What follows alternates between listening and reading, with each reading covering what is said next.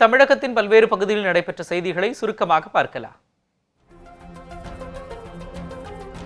நாமக்கல்லில் உள்ள ஸ்கேன் மையங்களில் திடீர் ஆய்வு மேற்கொண்ட மாநில சுகாதாரத்துறை சிறப்பு அலுவலர் கமலக்கண்ணன் தலைமையிலான மருத்துவக் குழுவினர் 5 ஸ்கேன் சென்டர்களுக்கு சீல் வைத்தனர். அதனைத் தொடர்ந்து ராசிபுரத்தில் உள்ள தனியார் மருத்துவமனை மற்றும் ஸ்கேன் மையங்களிலும் தொடர் சோதனை மேற்கொண்டனர்.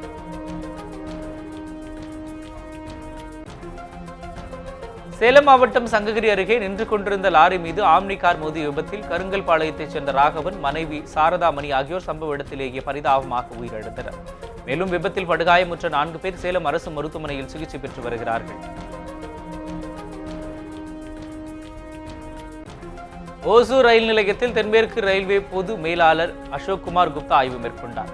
வாகனங்கள் நிறுத்துமிடம், கட்டுப்பாட்டு அறை போன்றவற்றை பார்வையிட்ட அவர் பயணிகள் மேம்பாட்டு சங்கத்தினரிடம் குறைகளை கேட்டறிந்தார். அகில இந்திய காங்கிரஸ் கட்சியின் தலைவர் சோனியா காந்தியின் பிறந்தநாளை முன்னிட்டு நெல்லை மாவட்டம் செங்கோட்டை தாலுகா வடகரை அருகில் உள்ள மேக்கரையில் உள்ள மனநலம் குன்றியவர்களின் இல்லத்திற்கு அன்னதானம் வழங்கப்பட்டது.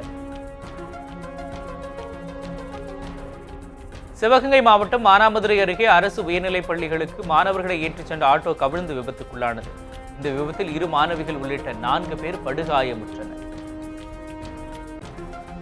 விருதுநகர் மாவட்டம் அருப்புக்கோட்டையில் திருமணத்திற்கு சென்று திரும்பிய சந்திராவின் கழுத்தில் அணிந்திருந்த 12.5 பவுன் தங்கத்தாலி மற்றும் 5 பவுன் தங்கச்சங்கிலியை மர்ம நபர்கள் பறித்து சென்றனர். அப்போது நிலை தடுமாறி கீழே விழுந்து சந்திரா பலத்த காயமுற்றார். இதேபோன்று அஜீஸ் நகரில் நடந்து சென்ற பெண்ணிடம் 8.25 பவுன் தங்கச்சங்கிலியை மர்ம நபர்கள் பறித்து சென்றுள்ளனர். சிவகங்கை அருகே இடையமேலூர் தனியார் பள்ளியில் கடந்த 2010ஆம் ஆண்டில் பள்ளி வாகனத்தை ஓட்டுநர் முத்துக்குமாரி பின்னால் இயக்கும்போது LKG சிறுவன் ராகுல் சிக்கி உயிரிழந்தார். இது தொடர்பான வழக்கில் ஓட்டுநருக்கு ஓராண்டு சிறை தண்டனையும் 1000 ரூபாய் அபராதமும் விதித்து தலைமை குற்றவியல் நீதிபதி லலிதா ராணி தீர்ப்பளித்தார். சென்னை திருவல்லிக்கேணி வழியாக சென்ற காவலர் ரோந்து வாகனம் குறுக்கே வந்த மாட்டின் மீது மோதாமல் இருக்க திருப்பிய போது எதிர்பாராத விதமாக பால் வியாபாரம் செய்திடும் விமலாவின் மீது மோதியுள்ளது. இந்த விபத்தில் படுகாயமுற்ற விமலா உயிரிழந்தார். இந்த விபத்து தொடர்பாக ஆயுதப்படை காவலர் விஜயகுமாரை கைது செய்து விசாரித்து வருகின்றனர்.